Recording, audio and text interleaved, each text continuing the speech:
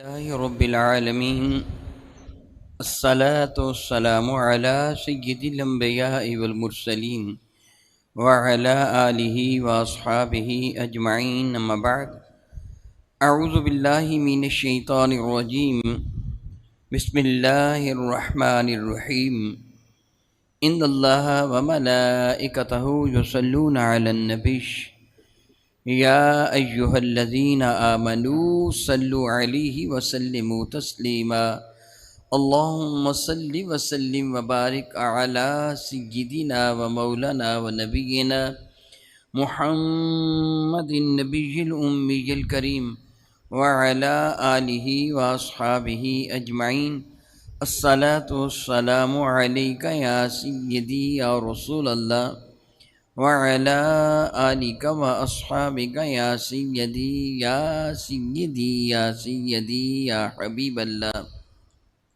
احباب گرامی قدر، بحمد اللہ تعالیٰ اب تقابل ادیان اور عظمت اسلام کے موضوع پر سن رہے تھے. کل میں نے آپ کو حضرت عیسیٰ علی نبینا علیہ الصلاۃ والسلام کے بارے میں یہ بتایا کہ اسلام میں ان کا مرتبہ مقام کیا ہے اور ہمارے نزدیک ان کے بارے میں کیا عقیدہ ہے. قرآن مجید فرقان سورہ مریم کے حوالے سے میں نے ذکر کیا تھا.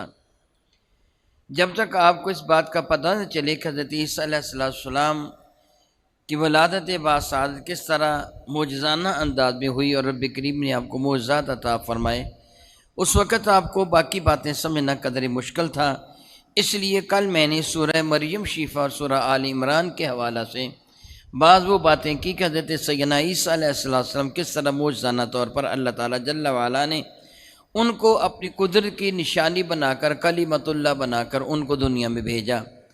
حضرت سیدنا عیسیٰ علی نبینا علیہ الصلاۃ والسلام میرے نبی کے مبشر بن کے آئے اور آپ نے یہ ارشاد فرمایا تھا کہ یأتی من بعدی، میرے بعد تشریف لائیں گے، مبشرم برسول، میں خوشخبری دیتا ہوں اس رسول کی، یأتی من بعدی، جو میرے بعد تشریف لائیں گے، اسمہ احمد، ان کے اسم گرامی قدر احمد ہوگا.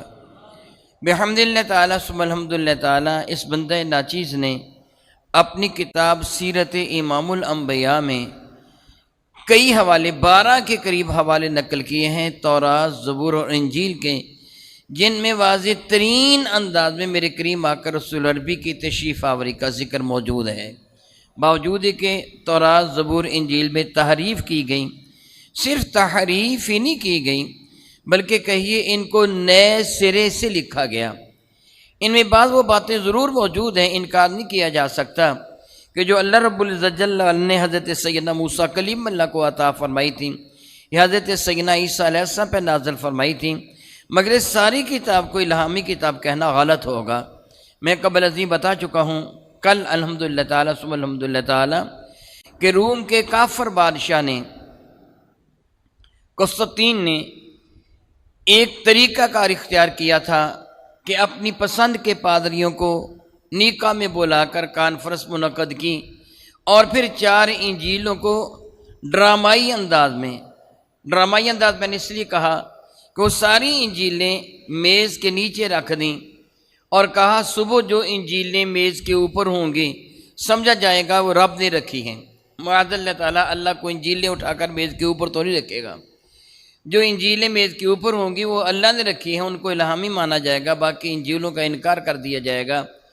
چنانچہ نہایت چالاکی کے ساتھ 4 کتابیں، 4 انجیلیں، یہ جو آج بازار میں میسر انجیل ہے، اناجیل 4، عہد نامہ جدید، یہ انجیلیں انہوں نے، یہ انجیل اناجیل 4، عہد نامہ جدید، یہ پاکستان میں انار کلی بازار لاہور پاکستان بائبل سوسائٹی کے تحت شائع ہوئی ہے.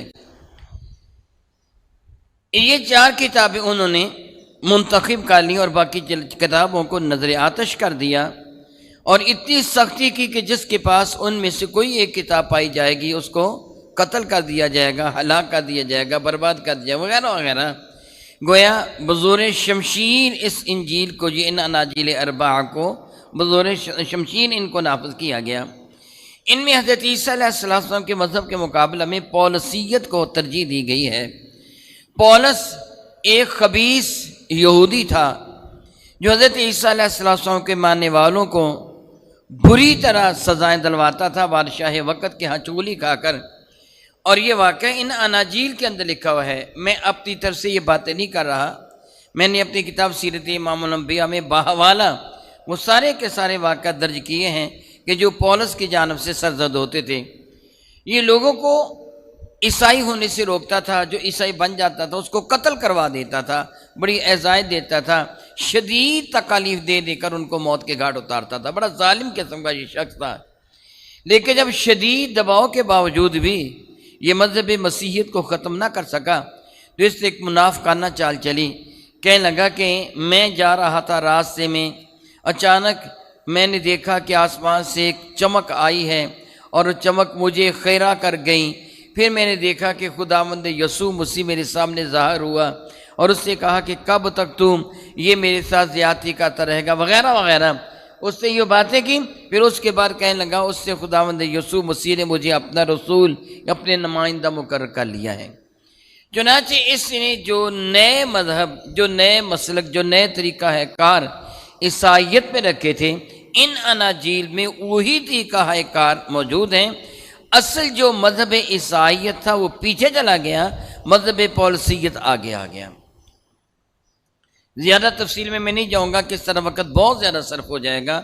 میں نے اپنی کتاب سیرت امام الانبیاء میں اس موضوع پر کچھ گفتگو کی ہے، شائقین وہاں ملاحظہ کر سکتے ہیں۔ عیسائیوں کا اللہ تعالیٰ کے بارے میں یہ عقیدہ پولس کی ایجاد ہے۔ وہ اقانیم ثلاثہ یعنی تین مل کر ایک بھی ہیں۔ انجیل میں جا بجا یہ جو موجود ہے انجیل ہے نا، تورات میں بھی اور انجیل میں بھی، کل میں آپ کو تورات اور صحائف انبیاء بھی دکھا چکا ہوں، انجیل میں بھی اور صحائف انبیاء میں جا بجا اس بات کا تذکرہ ہے کہ اللہ تعالیٰ واحد ہے، یکتا ہے، یگانہ ہے، اس کا کوئی بھی شریک نہیں۔ یہ بار بار درج ہے، بار بار لکھا ہوا ہے۔ اس کے باوجود وہ اقانیم ثلاثہ کے قائل ہیں۔ اقانیم ثلاثہ یعنی تین وہ ہیں جو رب ہیں، ایک اب یعنی باپ مراد اللہ تعالیٰ، ایک ابن یعنی بیٹا مراد عیسیٰ علیہ السلام، ایک روح القدس مراد جبریل امین یا درمیان والی تیسری شخصیت۔ ان تین کو وہ اللہ مانتے ہیں۔ یہ تین مل کر ایک بھی ہیں اور یہ تین الگ الگ بھی ہیں۔ ان کے ہاں یہ عجیب الجھن کبھی بھی حل نہ ہو سکے، تین ایک اور ایک تین۔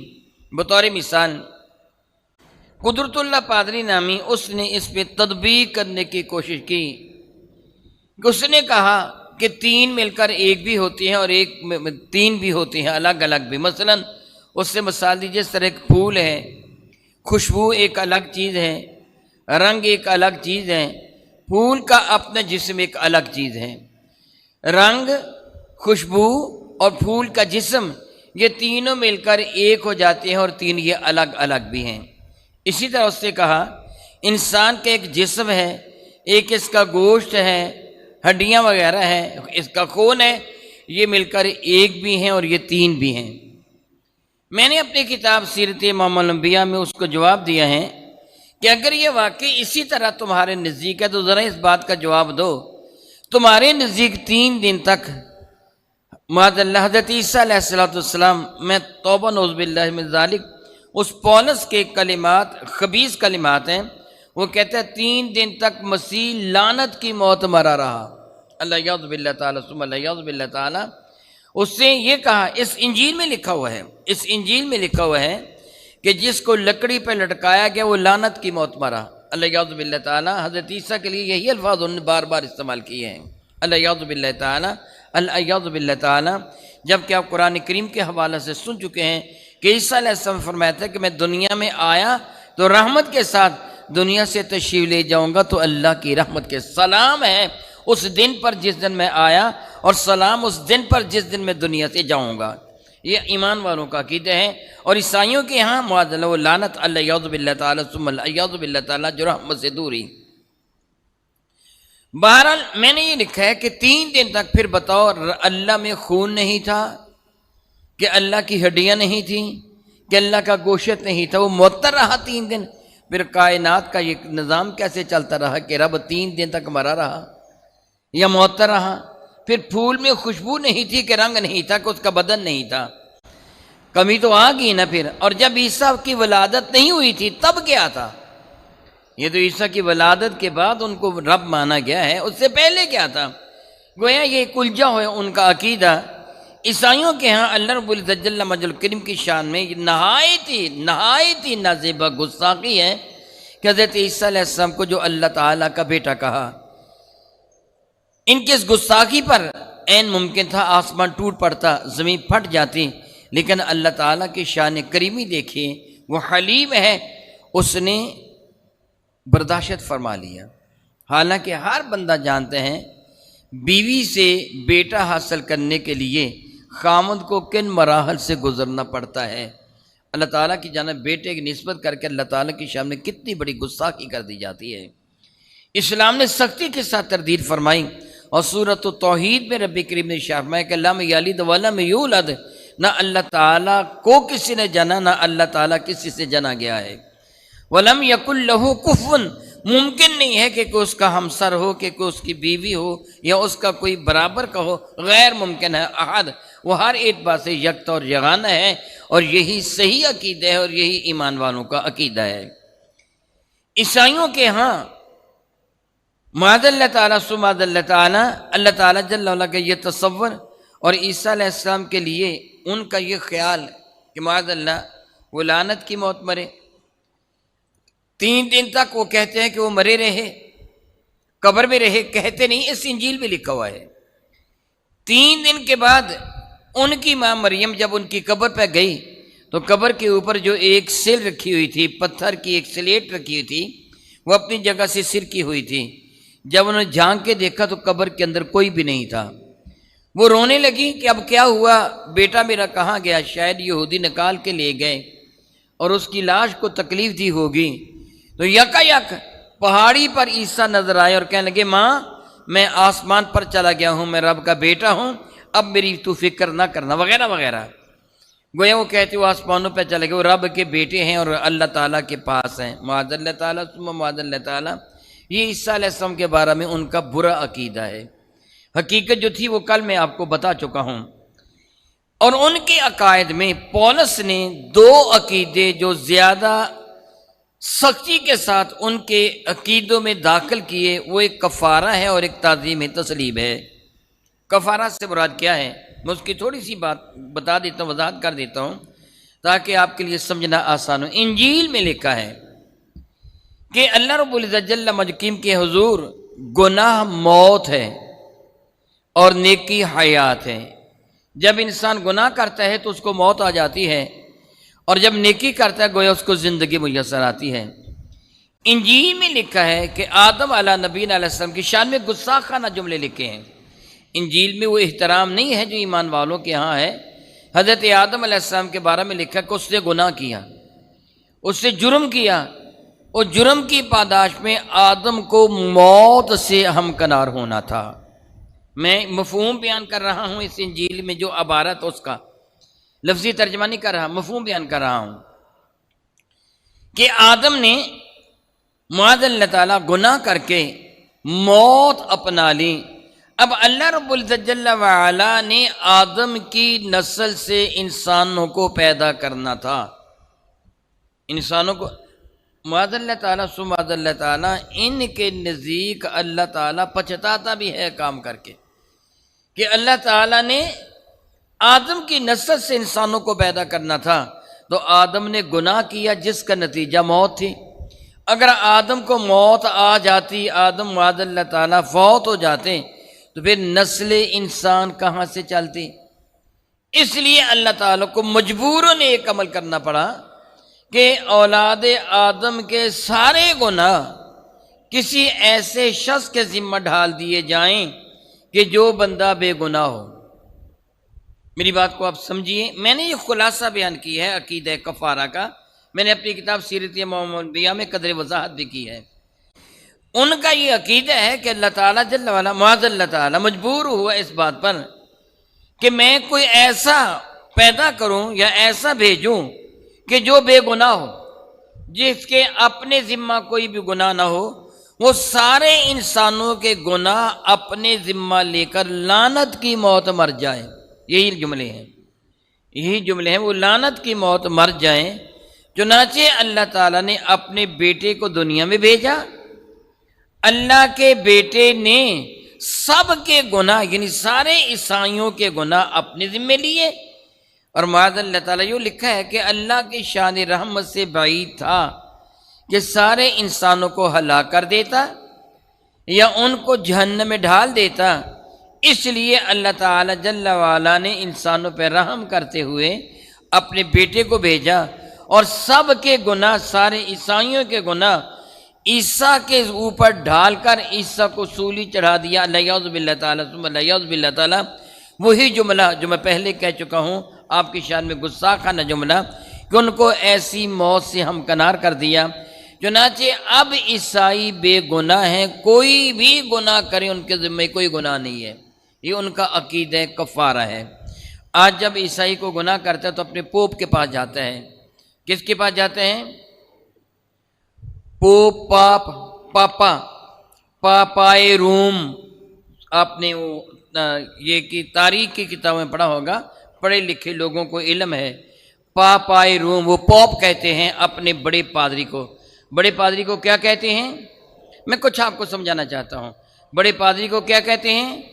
پوپ یا پاپائے روم، جس طرح پاپا یا پوپ کہتے ہیں۔ اور مسلمانوں کی جہالت دیکھیے، ہم اپنے بچوں کو بھی اپنے ابا کو پاپا کہنا سکھاتے ہیں، جو عیسائیوں کا بڑا پادری ہوتا ہے۔ ہم اپنے بچوں کے بیٹے کہ پاپا آئے ہیں، وہ عیسائیوں کا بڑا پادری۔ او مسلمانوں، تم نے عیسائیوں کے بڑے پادری کا نام اپنے خامد کا یا اپنے باپ کا نام رکھ لیا، ان کو پاپا کہنا شروع کر دیا۔ کتنا اچھا نام تھا، ابو جی یا ابا جی، کچھ اور کہہ لیں، پاپا تو نہ کہیں کم از کم۔ پہلے انگلش میں ڈیڈی ڈیڈی کہتے، تیرے ڈیڈی آ گئے ہیں، اب پاپا، یعنی وہ عیسائیوں کا بڑا پادری پاپ، وہ تم نے اپنے خامد کو یا اپنے ابا کو بنا دیا۔ الیاذ باللہ تعالیٰ ثم الیاذ باللہ تعالیٰ۔ ہماری عقل پر معلوم نہیں پردہ کیوں پڑ گیا، ہم انگریزوں کے اتنے غلام کیوں بن گئے ہیں۔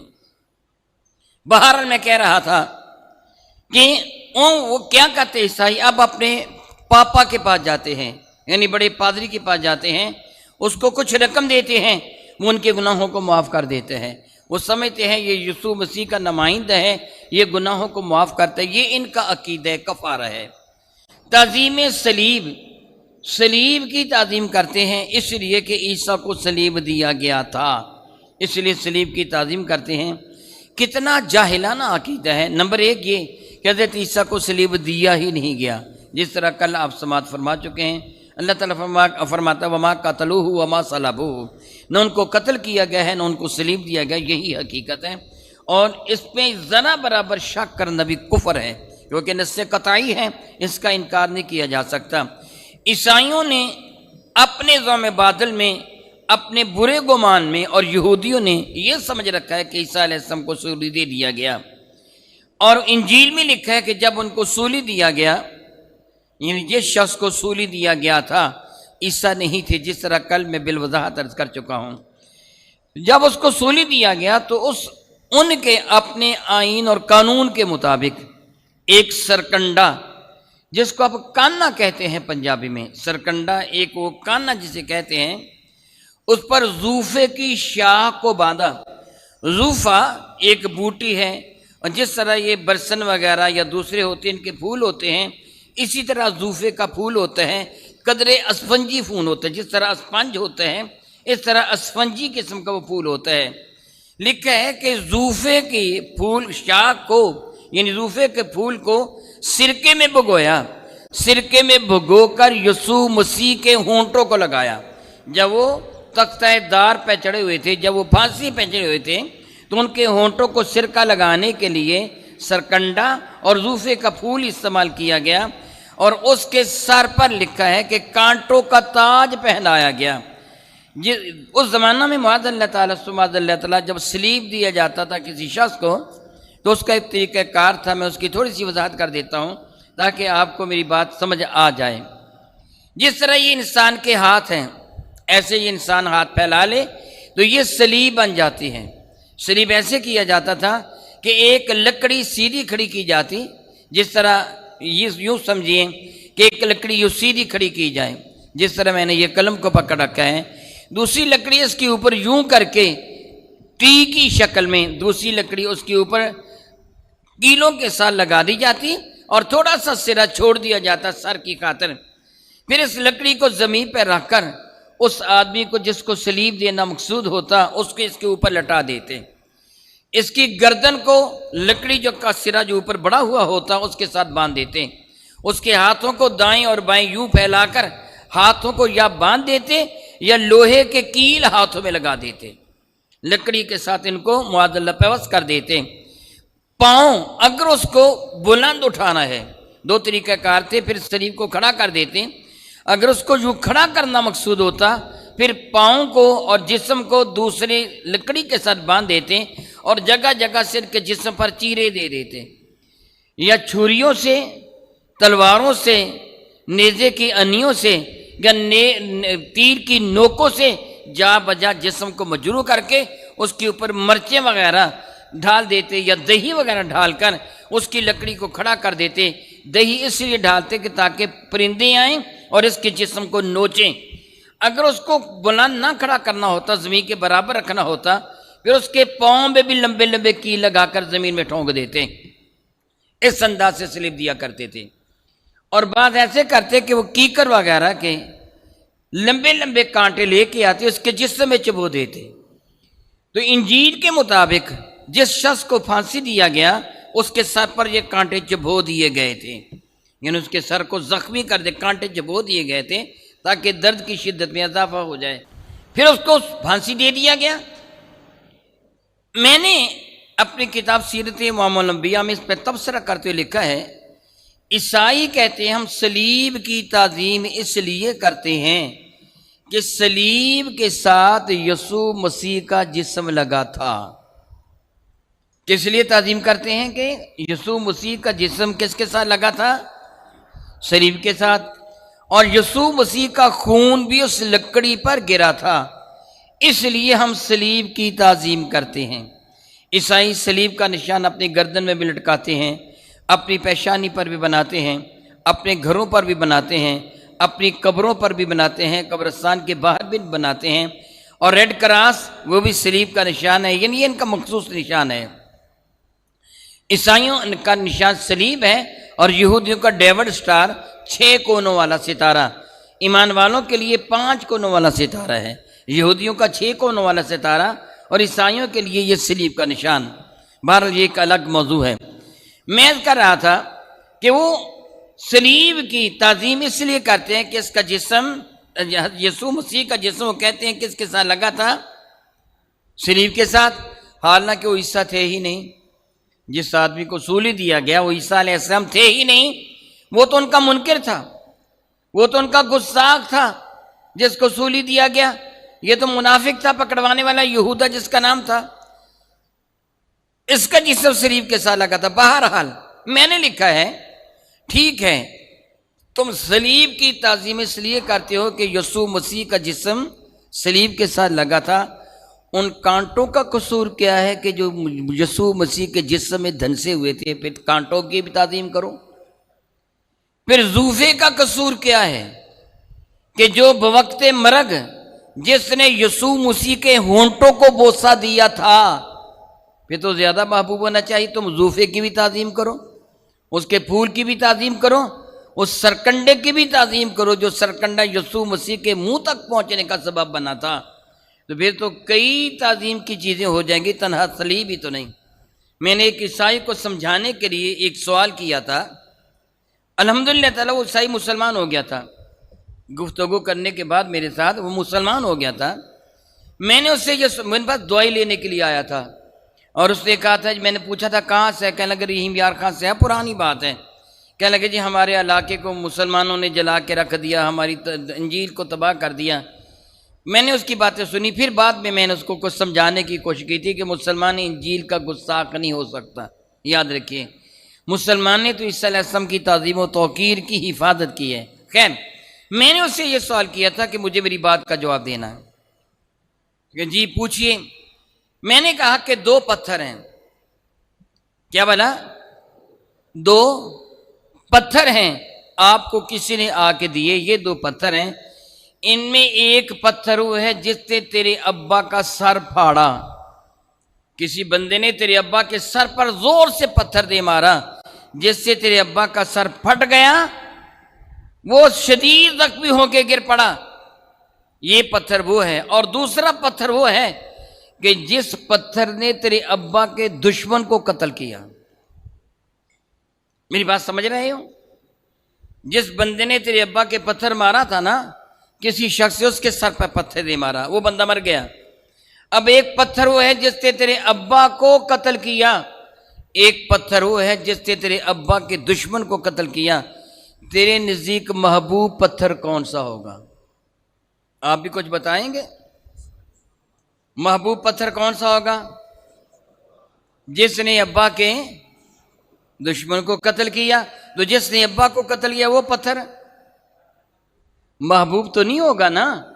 پھر میں نے کہا کہ جو صلیب عیسیٰ کے قتل کا سبب بن گئی، تم نے اس کو سینے سے لگایا؟ جن یہودیوں نے تمہارے عیسیٰ یسوع مسیح کو تمہارے کہنے کے مطابق سولی دیا، تم نے ان کو بھی سینے سے لگایا۔ مسلمانوں کو دیکھتے ہو، مسلمانوں کے نبی نہیں، مسلمانوں کے نبی کے نواسہ کو یزید نے، کہ یزید کے حواریوں نے، خود یزید نے نہیں، یزید کے حواریوں نے میدان کربلا میں شہید کیا۔ مسلمان یزید سے محبت کرتے ہیں، حالانکہ یزید نے خود شہید نہیں کیا، اس کے نمائندوں نے شہید کیا ہے، اس کے حواریوں نے، اس کے فوجیوں نے شہید کیا ہے۔ مسلمان یزید اور اس کے حواریوں سے قطعاً محبت نہیں کرتے، بلکہ قاتلان امام پاک پر لعنت بھیجتے ہیں جنہوں نے امام پاک کو قتل کیا، جو قتل پہ راضی ہوئے، نام لیے بغیر۔ ہم کسی کا نام لینے کی ضرورت نہیں، اللہ جانتا ہے جس سے امام پاک کو شہید کیا، شہید کرنے پہ راضی ہوا، وہ ملعون ہے، خواہ وہ کوئی بھی کیوں نہ ہو، یزید ہو یا یزید کے حواری ہوں۔ میں نے کہا کہ مسلمان نفرت کرتے ہیں، مسلمان اس تلوار کو معاذ اللہ کبھی بھی عزت ہی دیں گے جو امام حسین کو شہید کر دینے والی ہے، اس شیمر کو کبھی منہ نہیں لگائیں گے جو امام حسین کا قاتل ہے، اس خولی کو کبھی معاف نہیں کریں گے جس نے ان کا سر مقدس اتارا، وغیرہ وغیرہ۔ تم بتاؤ کہ تم یسوع کے ساتھ وفا کرتے ہو کہ بے وفائی کرتے ہو؟ تم یہودیوں سے پیار کرتے ہو، اسرائیل کو تم نے آباد کیا، صلیب سے تم محبت کرتے ہو، اب بتاؤ کہ یہ یسوع مسیح کے ساتھ وفا ہے کہ بے وفائی؟ اسے کہنا پڑا یہ عیسائیوں کی بے وفائی ہے، وہ اپنے نبی کے ساتھ وفا نہیں کر پا رہے۔ بہرحال یہ ان کا عقیدہ، یہ پولس نے دراصل ان کو عقیدہ دیا تھا، یہ عیسائیوں کا اصل عقیدہ نہیں تھا، یہ پولس نے ان کو عقیدہ دیا۔ اور پھر انہوں نے معاذ اللہ تعالیٰ اللہ کا بیٹا کہا۔ میں نے اس کے ساتھ یہ بات بھی کی تھی اور سمجھانے کے لیے آپ سے بھی عرض کر رہا ہوں، بیٹا باپ کی جنس سے ہوتا ہے۔ کیا بیٹا باپ کی جنس سے ہوتا ہے۔ ہم جنس کے مشابہ ہوا کرتے ہیں اور وہی کچھ اس پہ مرتب ہوتے ہیں، باپ پر جو بیٹے پہ مرتب ہوتا ہے۔ اس کی مثال دیتا ہوں میں، جانوروں کی اولاد، ویسے انسان بھی حیوان ہے، حیوان ناطق ہے اسے کہتے ہیں، یعنی یہ بھی حیاتی والا، زندگی والا ہے۔ حیوان ہر زندگی والے کو کہتے ہیں، جانور ہر جان والے کو کہتے ہیں، لیکن ہم عرف میں جانور چوپایوں کو کہتے ہیں، پرندوں کو کہتے ہیں، انسان کے لفظ جانور استعمال نہیں کرتے، اگرچہ اصولی طور پر ہر جان والا جانور ہے، جان جس کے اندر بھی ہے۔ بہرحال جو چوپائے ہیں ان کی اولاد، بتائیے بھلا، بھیڑ کی اولاد، بھینس کی اولاد، گائے کی اولاد، بلند آواز سے، اونٹ کی آواز، اونٹ ایسے ہے نا، پرندوں کی اولاد پرندے، درختوں کی اولاد درختوں کی اولاد درخت۔ میں نے اس کو مثال یہی دی تھی کہ درختوں کی اولاد کیا ہے؟ درخت۔ انسان کی اولاد کیا ہے؟ انسان۔ درختوں کی اولاد، درختوں کے بیجوں سے پیدا ہونے والے دوسرے درخت، ان پر وہی کچھ صادق آتے ہیں جو ان کے باپ پر۔ مثلا درخت کا تنا اوپر سے کاٹ دیا جائے تو اور شاخیں نکل آتی ہیں کہ نہیں؟ نکل آتی ہیں نا۔ درخت جڑ سے نہیں میں کہہ رہا، اوپر، بلکہ جڑ سے بھی کاٹ دو تب بھی شاخیں نکل آتی ہیں۔ درخت کا تنا اوپر سے کاٹ دی جائے تو مزید شاخیں بھی درخت کی اولاد جو درخت ہے اس کا تنا کاٹا جائے تو وہ شاخیں نکل آتی ہے کہ نہیں؟ نکل آتی ہے نا۔ انسان کا سر کاٹ دیا جائے تو مر جاتے ہیں نا۔ ان جو اولاد درخت کی ہے اس پر جو صادق آتے ہیں وہ پوری نسل پر صادق آتے ہیں۔ انسانوں پر جو صادق آتے ہیں پوری نسل پر صادق آتے ہیں۔ اگر انسان بیٹے کو جنم دیتا ہے، اگر اسے موت آتی ہے تو باپ کو بھی آتی ہے کہ نہیں آتی؟ بیٹا کھاتا ہے باپ کھاتا ہے کہ نہیں؟ بیٹا پیتا ہے تو باپ پیتا ہے کہ نہیں؟ بے ہے نا ایسے۔ میں نے کہا کہ اگر خداوند یسوع مسیح جس کو تم کہتے ہو اگر اس کو رب کا بیٹا قرار دیا جائے تو عیسیٰ تو پانی بھی پیتے تھے، پھر رب بھی پانی پیتا ہے۔ یہ مثالیں تو اللہ تعالیٰ جل جلالہ نے بھی دی ہے نا۔ عیسیٰ علیہ السلام روٹی کھاتے تھے، پھر تمہارے نزدیک رب بھی روٹی کھاتا ہے۔ عیسیٰ علیہ السلام کو حواج ضروریہ پیشاب و پخانہ کی ضرورت تھی، پھر تمہارے نزدیک باپ یعنی رب کو بھی ایسی ضرورت ہوگی۔ پھر عیسائیوں کے نزدیک عیسیٰ کو یہودیوں نے سولی دے دیا، عیسائیوں کے نزدیک اور یہودیوں کے نزدیک وہ فوت ہو گئے۔ اگر بیٹا فوت ہو سکتا ہے پھر باپ بھی فوت ہو سکتا ہے، کیونکہ بیٹا اور باپ ایک جنس سے ہے نا، الگ الگ جنس سے تو نہیں ہیں۔ میں نے اس کو سمجھایا، الحمدللہ تعالیٰ بات کو اس کی سمجھ میں آ گئی، وہ مسلمان ہو گیا تھا بحمدللہ تعالیٰ ثم الحمدللہ تعالیٰ۔ یہ عقائد پولس کے ایجاد کرتے ہیں۔ اصل عیسائی مذہب میں یہ عقیدہ سر سے ہے ہی نہیں ہے۔ اصل عیسائی مذہب میں رب کائنات کی توحید کا قائل ہونا ہے، جو حضرت عیسیٰ علیہ السلام اللہ تعالیٰ کی جانب سے پیغام لے کے آئے تھے۔ جس طرح میں بتا چکا ہوں، آپ کا جی چاہیں بازار سے خریدنے کی ضرورت نہیں ہے، آپ کا جی چاہیں تو آپ میرے پاس تشریف لے آئیں، بیٹھ کر انجیل کو پڑھیں، آپ کو پتہ چلے گا یہ انجیل سیرت کی کتاب ہے، جس پہ عیسیٰ علیہ السلام کے ساتھ پیش آنے والے واقعات کتنا طویل عرصہ بعد تحریر کیے گئے ہیں اور لوگوں سے پوچھ پوچھ کے کیے گئے ہیں۔ اور لوکا وغیرہ لکھا ہے کہ میں نے خیال کیا کہ میں یسوع مسیح کے حالات صحیح انداز میں لکھ کر دنیا والوں کے سامنے پیش کروں۔ انہیں خود انجیل میں لکھا ہے کہ یہ انجیل اللہ تعالیٰ کی جانب سے نازل کردہ نہیں ہے، یہ 4 بندوں نے، جن میں یوحنا کے بارے میں آج تک فیصلہ نہیں ہو سکا وہ بندہ کون ہے۔ یہ 4 لوگوں نے اپنی طرف سے لکھی ہوئی کتابیں ہیں۔ ان کے عقائد ابھی میں نے کیا، اور ان کے اعمال کیا ہیں؟ غیر فطری مذہب ہے۔ میں نے کیا کہا؟ یہ فطرت کے مطابق مذہب ہے۔ پھر بتائیے، یہ فطرت کے مطابق مذہب ہے؟ فطرت کسے کہتے ہیں؟ اسے جبلت اور اس خصلت کو جو اللہ تعالیٰ بندے میں قدرتی طور پر پیدا فرماتا ہے۔ بولنا زبان کی فطرت ہے، سننا کانوں کی فطرت ہے، دیکھنا آنکھ کی فطرت ہے۔ اس کو اخلاق کے نام سے بھی تعبیر کیا جاتا ہے۔ فطری طور پر انسان، اللہ تعالیٰ نے جو قوا اس کو عطا فرمائے ہیں، ان قوا کو بروئے کار لانا یہ انسان کی فطرت ہے۔ میں کچھ سمجھانا چاہتا ہوں آپ کو، میری بات کو سمجھیے گا۔ جو قوتیں اللہ تعالیٰ نے انسان کو عطا فرمائی ہیں، ان قوتوں کو صحیح مقام پر استعمال کرنا یہ تقاضۂ فطرت ہے۔ میں آپ کی زیارت کر رہا ہوں، آپ مجھے دیکھ رہے ہیں۔ نارمل چیز کو دیکھنا یہ انسان فطرت کے مطابق اپنی آنکھ کو استعمال کرتا ہے۔ سورج کے سامنے بیٹھ کر سورج کو ٹک ٹکی لگا کے دیکھنا خلاف فطرت ہے۔ میری بات کو سمجھیے گا، ٹک ٹکی لگا کے سورج کو دیکھنا خلاف ہے، یعنی آپ نے اپنی آنکھ کی وہ قوت جو اللہ نے عطا فرمائی تھی اسے اس سے بڑھ کر تکلیف دی ہے، یہ خلاف فطرت ہے۔ چنانچہ نتیجہ کیا نکلتا ہے؟ آنکھ اندھی ہو جاتی ہے، مسلسل دیکھنے سے آنکھ اندھی ہو جاتی ہے۔ نارمل گفتگو کا سننا یہ میرے کان کی فطرت ہے۔ اگر میں مسلسل دھماکے کانوں سے سنوں تو نتیجہ کیا نکلے گا؟ کان کے پردے پھٹ جائیں گے۔ یہ عمل میں نے خلاف فطرت کیا۔ اب سمجھیے، یہ سلسلہ توالد و تناسل یہ انسان کی فطرت میں شامل ہے۔ اگر یہ نہ ہوگا تو انسان آگے نہیں بڑھیں گے۔ حضرت عیسیٰ علیہ السلام نے شادی کی، سارے بتاؤ بلند آواز سے، حضرت عیسیٰ نے شادی کی، پھر عیسیٰ کے ماننے والے عیسیٰ کی سنت پر عمل کریں تو شادی کر سکیں گے؟ تم اپنے نبی کی سنت پہ عمل کرتے ہو؟ میرے نبی فرماتے ہیں نکاح من سنتی فمن لم یعمل بسنتی فلیس منی، نکاح میری سنت ہے، جو میری سنت پہ عمل نہیں کرتا وہ ہم میں سے نہیں ہے۔ رب کریم نے نص قطعی قرآن کریم سے ثابت ہے فَانكِحُوا مَا طَابَ لَكُم مِّن النِّسَاءِ مَثْنَىٰ وَثُلَاثَ وَرُبَاعَ فَإِنْ خِفْتُمْ أَلَّا تَعْدِلُوا فَوَاحِدَةً، اللہ نے حکم دیا ہے قرآن پاک میں نکاح کا، میرے نبی نے اسے اپنی سنت قرار دیا۔ گویا اگر عیسائی اپنے نبی کی سنت پر عمل کریں تو ان کی نسل ختم ہو جائے گی کہ نہیں؟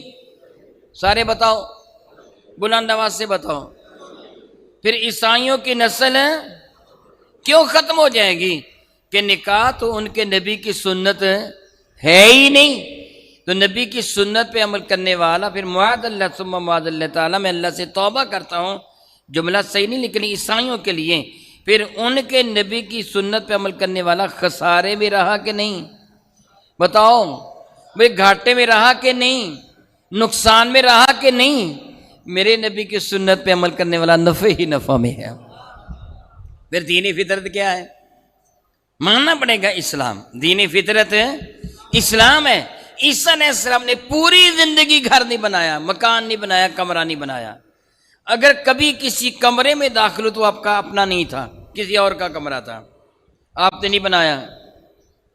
تو گویا مکان نہ بنانا عیسیٰ کی سنت ہے۔ عیسائی جنگل بیابانوں میں رہیں، عیسیٰ علیہ السلام نے تو اپنے لیے خیمہ بھی نہیں لگایا۔ ان کے پاس کنگھی تھی، آپ نے کسی شخص کو دیکھا اپنی انگلیوں کے ساتھ اپنی داڑھی میں وہ خلال کر رہا ہے، فرمانے لگے یہ کنگھی بڑی پیاری ہے، دندنانے بھی نہیں ٹوٹتے، سنبھالنا بھی نہیں پڑتے، کنگھی بھی اللہ کی راہ میں صدقہ دے دی، کنگھی بھی اللہ کی راہ میں صدقہ دے دی۔ اس کتاب یہ انجیل ہے، اس کے اندر لکھا ہوا ہے کہ جو دولت مند ہے وہ کبھی بھی رب تک نہیں پہنچ سکتا۔ اگر تم رب تک پہنچنا چاہتے ہو تو تمہیں اپنی ساری دولت اللہ کی راہ میں خرچ کرنا ہوگی۔ بلکہ اس انجیل کے اندر لکھا ہوا ہے اگر کسی بندے کو کوئی شک و شبہ ہونا تو میں وہ متعلقہ صفحات میں لکھے ہوئے ہیں، میں متعلقہ صفحات آپ کو دکھا سکتا ہوں۔ مثلا لوقا کی انجیل، اس کا صفحہ نمبر 115 ہے، 133 ہے۔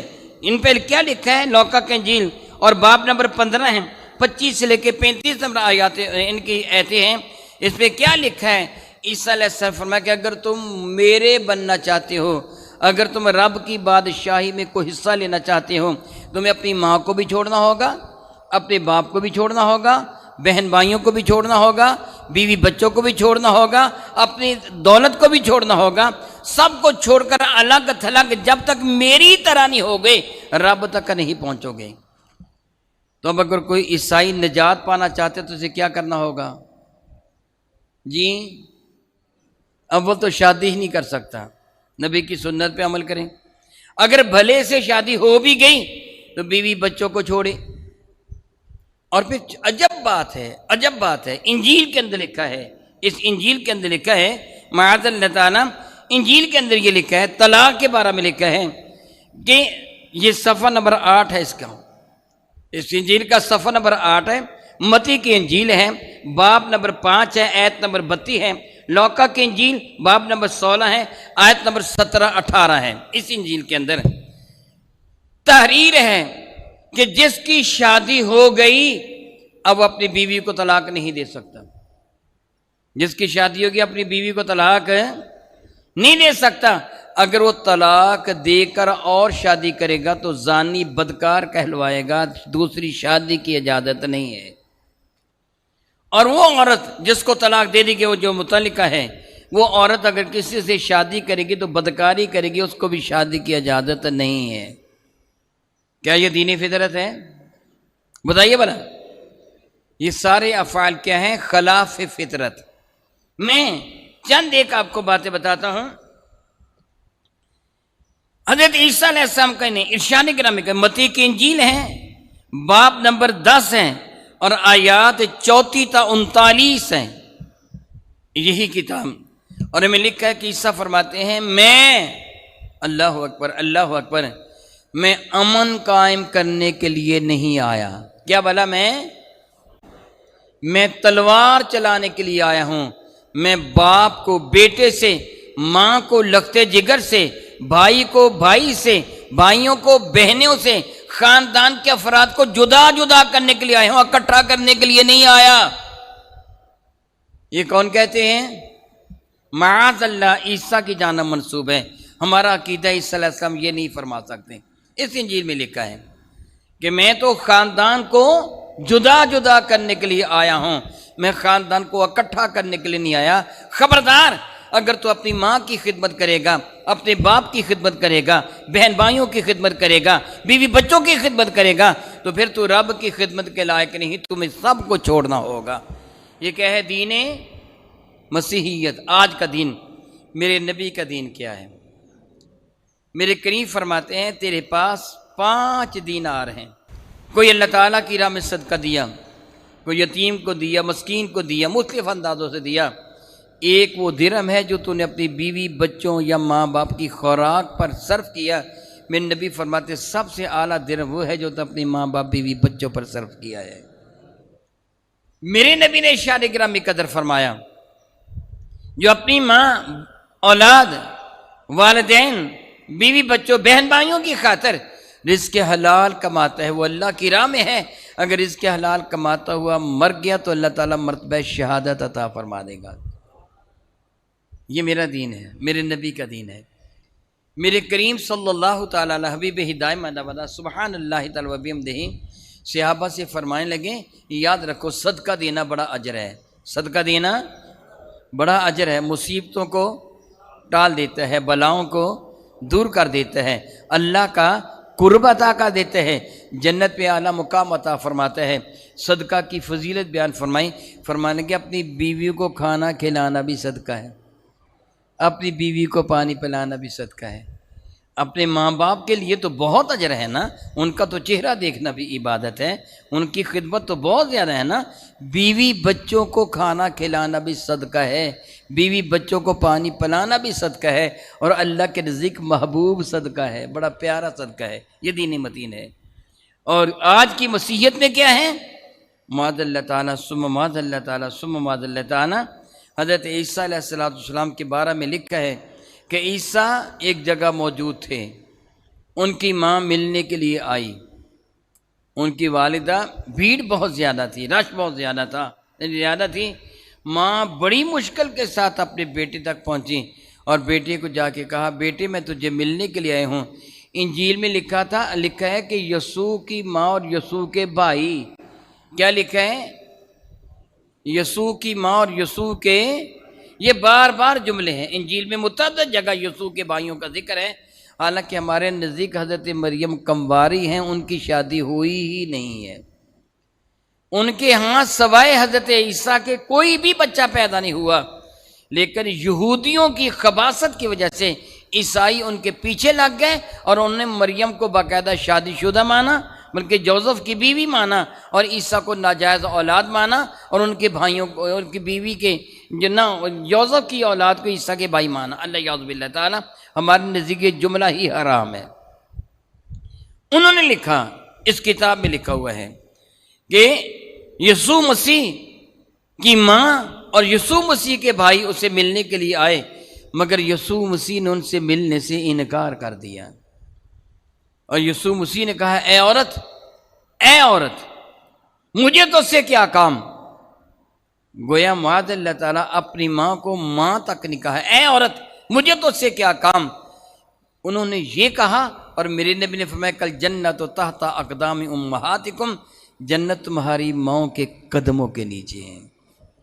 ادھر یسوع کا یہ عمل انجیل میں لکھا ہے کہ ماں کو ملنے سے انکار کر دیا۔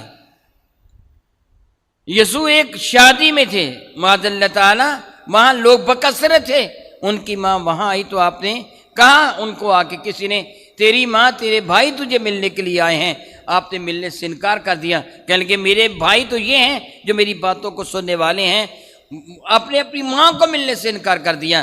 ذرا ادھر دین متین کے جو آقا ہیں، ہمارے جو آقا ہیں، دین متین کے جو بانی ہیں میرے نبی، ان کی حالت کیا ہے؟ سیدنا ابو طفیل رضی اللہ تعالیٰ عنہ سے مروی ہے، میں یہ واقعہ جو عرض کر رہا ہوں میں مفہوم بیان کروں گا، حدیث کا ترجمہ نہیں کروں گا۔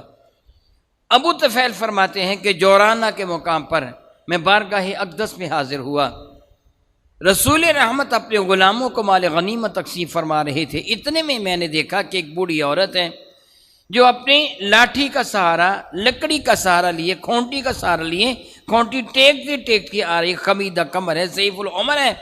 رسول رحمت کی نگاہ کرم ان پر پڑی تو حضور اٹھ کے کھڑے ہو گئے۔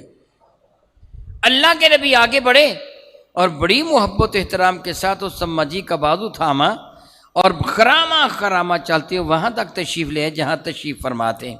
صحابہ کا جگمٹا ہے، مال غنیمت تقسیم کرنا بند کر دیا گیا۔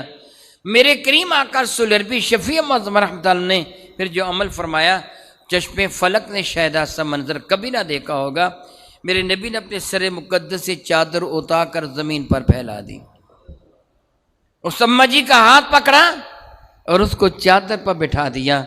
اب میں کس حوصلے سے کہوں کہ اماں جی کے پاؤں کہاں لگے؟ میرے نبی کے سر انور پہ اڑے جانے والی چادر پر اماں جی کو بٹھا دیا۔ میرے نبی ان کے سامنے نہایت مؤدبانہ طریقے سے جس طرح تشہد میں بیٹھتے ہیں، میرے نبی تشریف فرما ہو گئے۔ اماں جی ضعیف العمر تھیں، وہ باتیں کرنا چاہتی تھیں، ان کی آواز میں نقاہت تھی، کمزوری تھی، وہ ایسا باتیں کر رہی تھی۔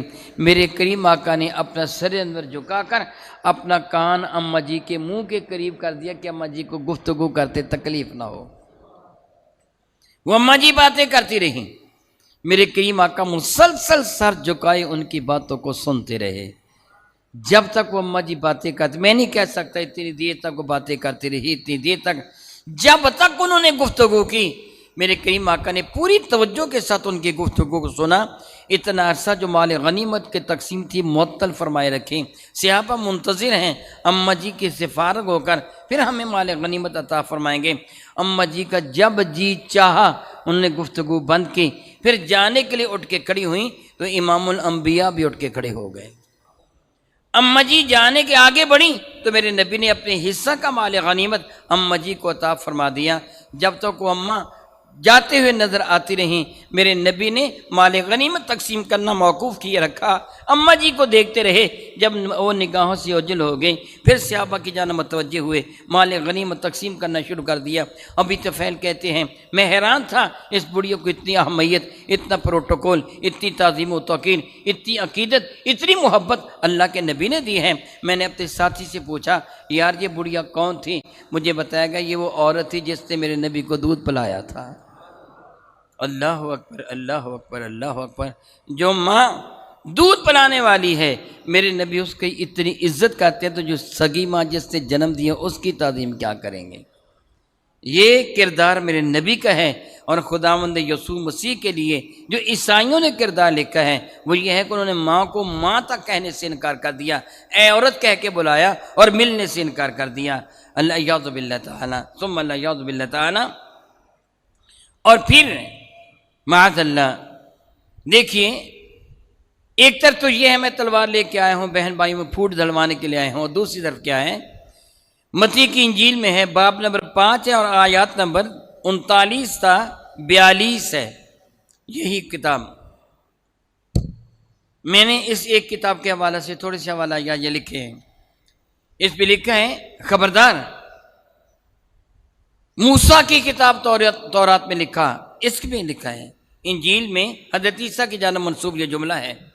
موسیٰ کی کتاب تورات میں لکھا ہے کہ دانت کے بدلے میں دانت، آنکھ کے بدلے میں آنکھ نکال دی جائے گی، مگر میں تجھے کہتا ہوں کہ شریر کا مقابلہ تو نہیں کرے گا۔ اگر کوئی تیرے ایک گال پر تھپڑ مارے تو اپنا دوسرا گال آگے کر دے، میں تجھے بدلہ لینے کی اجازت نہیں دیتا۔ اگر کوئی تیرا، یہ صافہ لکھا ہوا ہے اس میں اردو کا ترجمہ صافہ کیا ہوا ہے، اگر تیرا کوئی امامہ لے لے تو اپنا کرتا اتار کر بھی اسے دے دے۔ اس زمانہ میں لوگوں کو پکڑ کر مزدوری کروائی جاتی تھی۔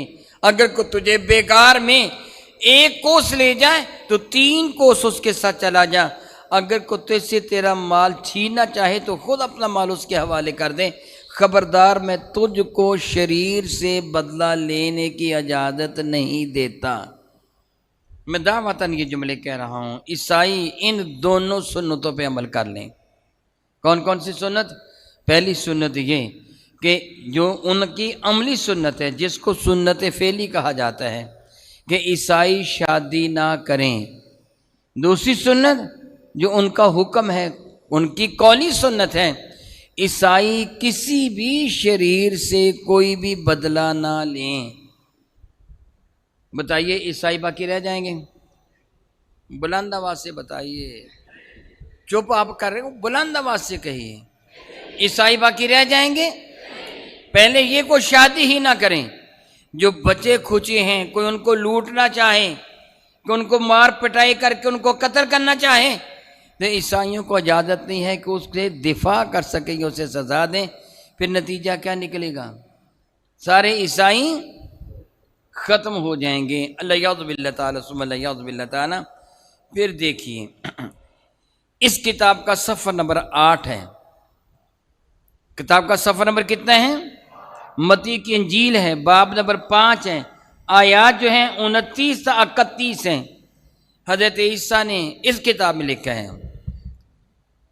عیسیٰ علیہ السلام نے فرمایا اگر تیرے دل میں گناہ کا، بدی کا خیال پیدا ہو تو یہ تیرے دل کا زنا ہے، اور اگر تو نے بری آنکھ سے کسی غیر عورت کو دیکھا تو تیرے لیے لازم ہے، یعنی فرض ہے کہ اپنی آنکھ نکال کر پھینک دے۔ اور آگے لکھا ہے کہ ایک آنکھ کا نکل جانا یہ آسان تر ہے پورے بدن کے جہنم کی آگ میں جلنے سے۔ گویا اگر کوئی بد نظری کرے گا تو اس کو آنکھ نکالنا اسی طرح فرض ہے جس طرح ہمارے ہاں چور کا ہاتھ کاٹنا۔ بات سمجھ گئے؟ پھر عیسائیوں کو کیا کرنا چاہیے؟ آج کل کیا ہوتا ہے دنیا میں، عیسائی دنیا میں کیا کچھ ہوتے ہیں۔ اور پھر جس طرح ابھی میں نے عرض کیا، اسی کتاب کے صفحہ نمبر 8 پہ لکھا ہوا ہے کہ طلاق کی اجازت نہیں ہے، لیکن اگر کسی نے طلاق دے دی تو اب نہ وہ مرد شادی کہیں کر سکتا ہے نہ عورت شادی کر سکتی ہے، دونوں میں جو بھی شادی کرے گا وہ بدکار ہوگا اور جہنم کا ایندھن بنے گا، دوبارہ شادی کی اجازت ہے ہی نہیں ہے۔ اور اسی کتاب میں لکھا ہے، اسی کتاب کے اندر ایک لکھا ہے، واقعہ لکھا ہے، اور یہ بھی خلاف فطرت ہے کہ حضرت عیسیٰ علیہ السلام کہیں تشریف لے جا رہے تھے، اور آپ کے ساتھ آپ کے حواری بھی تھے، صحابی بھی تھے۔ اتنے میں ایک عورت آئی جس عورت کی بیٹی کو بیماری تھی، کسی بدروح نے اس کو پکڑا ہوا تھا۔ یہ عورت چلانے لگی، کہنے لگی اے خداوند یسوع مسیح میری بیٹی کو شفا دے جا۔ یعنی آپ کو اللہ تعالیٰ نے یہ توفیق عطا فرمائی تھی کہ دست مقدس سے کسی کو مس کرتے اللہ تعالیٰ اسے شفا عطا فرما دیتا۔ اس عورت نے کہا خداوند یسوع مسیح میری بیٹی کو شفا دے جا۔ آپ نے انکار کر، اس کی بات ہی نہیں سنی، اس کی بات ہی نہیں سنی، وہ چلتے رہے۔ یہ عورت بیچاری چیختی تھی، چلاتی تھی، تو آپ کے حواریوں نے، آپ کے جو صحابی تھے، انہوں نے کہا اے خداوند یسوع مسیح یہ عورت بیچاری غم زدہ ہے، دکھی ہے، یہ بیچاری چیخ رہی ہے، اس کی بیٹی کو شفا دے دیں۔ تو آپ کا جواب کیا تھا؟ میں صرف اور صرف بنی اسرائیل کی کھوئی ہوئی بھیڑوں کی جانب بھیجا گیا ہوں، غیر بنی اسرائیل کی جانب نہیں۔ گویا غیر بنی اسرائیل کو کسی عیسائی کا تبلیغ کرنا نبی کے حکم کی مخالفت ہے۔ اگر کوئی عیسائی تبلیغ کرتا ہے نا کسی کے، تو عیسائی ہو جا، اگر وہ بنی اسرائیلی نہیں ہے تو پھر یہ اپنے نبی کی مخالفت کرتا ہے۔ بلکہ دوسری جگہ یہ ہے کہ غیر مستحق کو یہ نصیحت کرنا یوں ہے جس طرح خنزیر کے آگے موتی ڈال دینا ہے، بچوں سے روٹی کا ٹکڑا چھین کر کتے کے آگے ڈال دینا ہے، اس طرح ہے۔ اللہ یعوذ باللہ تعالیٰ ثم اللہ یعوذ باللہ تعالیٰ۔ اور اسی انجیل میں لکھا ہے، اسی انجیل کے اندر لکھا ہوا ہے کہ کوئی بھی دولت مند نجات کبھی بھی نہیں پا سکتا۔ اگر کسی کے پاس دولت ہو تو ساری کی ساری دولت اللہ تعالیٰ کے راہ میں خرچ کرنا ہوگی۔ بلکہ ایک واقعہ لکھا ہوا ہے، تمثیل بیان کی گئی ہے، ایک امیر آدمی، بہت امیر آدمی، اس کے پاس دولت کے انبار لگے ہوئے تھے، دنیا کا عیش و آرام اس کا مقدر تھا۔ ایک وہ بندہ تھا جس کے جسم پر ناسور، گندے پھوڑے نکلے ہوئے تھے، اور اس کے ناسور کو کتے چاڑتے تھے۔ فرمایا یہ ناسور والا نجات پائے گا، امیر نجات نہیں پائے گا۔ بلکہ لکھا ہے وہ دونوں اللہ کے حضور حاضر ہوئے، ناسور والے کو جنت مل گئی اور جس کے پاس دولت ہے اس کو جہنم مل گئی۔ کوئی عیسائی اپنے پاس ایک وقت کی روٹی بھی جمع نہیں کر سکتا۔ انجیل کے اندر لکھا ہے کہ عیسیٰ علیہ السلام نے فرمایا خبردار ایک وقت کی روٹی جمع کرنا بھی حرام ہے۔ پھر جواب دیا کیا تم پرندوں کو نہیں دیکھتے کہ وہ تو دولت جمع نہیں کرتے ہیں، وہ تو خوراک جمع نہیں کرتے؟ پھر فرمان لگے پرندے تو اشرف المخلوق نہیں ہیں، تو اشرف المخلوق ہے، تو رزق جمع نہ کر، جس طرح رب پرندوں کو رزق دیتا تمہیں بھی رزق دے گا۔ گویا دین مسیحیت میں مکان بنانا، کاروبار کرنا، رزق جمع کرنا، مال و دولت کا جمع کرنا، ایک وقت کی روٹی بھی جمع کرنا، شادی کے بعد بیوی کو ہمیشہ اپنے ساتھ رکھنا، ماں باپ کو تعظیم و توقیر نہ کرنا، خاندان سے قطع تعلق کا لینا، یہ مذہب مسیحیت کے بنیادی اعمال ہیں۔ اب آپ بتائیے کہ کیا پھر دین مسیحیت کسی بھی اعتبار سے یہ دین فطرت ہو سکتا ہے؟ مگر اس کے مقابلہ میں اللہ نے جو اسلام عطا فرمایا کسی بھی پہلو سے دیکھ لیں بحمد اللہ تعالی وہ دین فطرت ہے، کسی بھی پہلو سے دیکھیں وہ دین فطرت ہے۔ ایسا دین ہے کہ جس پہ عمل کرنے والا کوئی بندہ چاہے نا میں پوری زندگی اپنے نبی کی سنت کے مطابق بسر کروں گا، آسانی کے ساتھ کر سکتا ہے۔ حضرت سیدنا ابو ذر رضی اللہ تعالیٰ سے کسی شخص سے یہ کہا تھا تیرے نبی بھی عجیب ہیں، تم کو طہارت کا طریقہ بتاتے ہیں، تو آپ نے بڑا پیارا جواب دیا تھا دراصل ہمارے نبی نے ہمیں کسی کا محتاج رہنے ہی نہیں دیا، سب کچھ ہی بتا دیا، سب کچھ ہی بتا دیا ہے۔ اللہ اکبر، اللہ اکبر، اللہ اکبر۔ تو پانی پیتا ہے اگر اس نیت سے پیے گا کہ میرے نبی نے نوش جہاں فرمایا تجھے سنت پہ عمل کا ثواب ہو جائے گا۔ دودھ پیتا ہے، شہد پیتا ہے، مشروبات کوئی بھی پیتا ہے، میرے نبی نے جس طرح حضرت عثمان بن مظعون والا واقعہ سن چکے ہیں، میرے نبی نے انکار فرما دیا تھا رہبانیت نہیں ہے، دنیا میں رہتے ہوئے نیک اعمال کرو، اللہ تعالیٰ کے حضور بلند مرتبہ پا جاؤ گے۔ رزق حلال کمانا بھی اسلام میں عبادت ہے، رزق حلال کمانا بھی عبادت ہے، ماں باپ کی خدمت کرنا بھی عبادت ہے، بیوی بچوں کا رزق فراہم کرنا بھی عبادت ہے، بہن بھائیوں کو رزق دینا بھی عبادت ہے۔ کتنی بڑی بات ہے، کتنی بڑی بات ہے، کتنی بڑی بات ہے۔ میرے نبی فرماتے جس کو اللہ نے 3 بیٹیاں عطا کیں یا 3 بہنیں عطا کیں وہ ان کی پرورش کرتا ہے، ان کو کھانا کھلاتا ہے، پانی پلاتا ہے، لباس فراہم کرتا ہے، وہ جوان ہو گئیں میری سنت پہ عمل کرتے ہوئے ان کا نکاح کر دیتا ہے، فارغ البال ہو جاتا ہے۔ میرے نبی فرماتے ہیں میں اللہ کا نبی وعدہ کرتا ہوں وہ جنت میں میرے ساتھ یوں ہوگا جس طرح میرے ہاتھ کی یہ 2 انگلیاں۔ اللہ اکبر، اللہ اکبر، اللہ اکبر، اللہ اکبر۔ کسی خوش وقت میں ایک صحابی نے کھڑے ہو کے عرض کیا میرے نبی نے فرمایا کہ وہ 3 والا ایسے ہوگا۔ ایک شخص نے عرض کیا یا رسول اللہ جس کو اللہ نے 2 بیٹیاں عطا فرمائی ہوں یا 2 بہنیں، میرے نبی نے فرمایا وہ 2 بہنیں وہ 2 بیٹیاں ان کی صحیح طریقے سے پرورش کریں، میری سنت کے مطابق ان کا نکاح بھی کر دیں تو وہ بھی جہنم کے راستے میں رکاوٹ بن جائیں گی، اس کو جہنم میں نہیں جانے دے گی۔ کسی نے عرض کیا یا رسول اللہ علیہ السلام جس کی 1 بیٹی یا 1 بہن ہو، میرے نبی نے اس کو خوشخبری سنا دی وہ بھی جنت میں چلا جائے گا، اس کی صحیح پرورش کریں میری سنت کے مطابق، اس کا نکاح کریں میری سنت کے مطابق۔ ایک روایت میں آتا ہے میں نے پڑھا کہ آپ کا شان مقدس میں تشریف لے گئے، جناب ام المومنین سے فرمایا آج میں اپنے صحابہ کو بیٹی اور بہن کی تعظیم و توقیر ان کی خدمت کے بارے میں بتا کے آیا ہوں، یہ سب کچھ ارشاد فرمایا جو میں عرض کر چکا ہوں۔ تو جناب ام المومنین سنتی رہیں، جب گفتگو مکمل ہوئی تو بڑی عاجزی کے ساتھ کہا یا رسول اللہ جس کی 3 ہیں وہ جنت میں آپ کے ساتھ، جس کی 2 ہیں وہ بھی جہنم کی آگ سے بچ گیا، جس کی 1 ہے اس کی مغفرت کا سامان بھی ہو گیا، جس کی کوئی بھی نہ ہو وہ بھی تو ہوں گے نا۔ میرے قریب مسکرا دیے، فرمایا کہ نیک سوال کی توفیق دی گئی، جس کا کوئی نہ ہوگا اس کو میں شفاعت کروا کے جنت میں لے جاؤں گا۔ کتنا پیارا دین ہے ہمارا، دین فطرت ہے، اس کے سارے اصول و قوانین فطرت کے مطابق۔ نہ انجیل اصلی باقی رہی، نہ تورات اصلی باقی رہی۔ الحمدللہ تعالیٰ قرآن وہ کتاب ہے جس کا ایک حرف کیا زبر زیر یا نقطہ بھی آگے پیچھے نہیں ہو سکتا۔ اس لیے دین فطرت اور دین حق غالب ترین دین اسلام ہے۔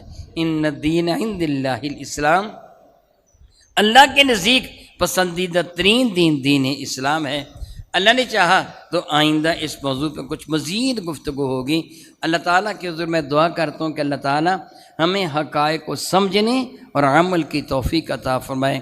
آمین ثم آمین، وآخر دعوانا ان الحمد للہ رب العالمین۔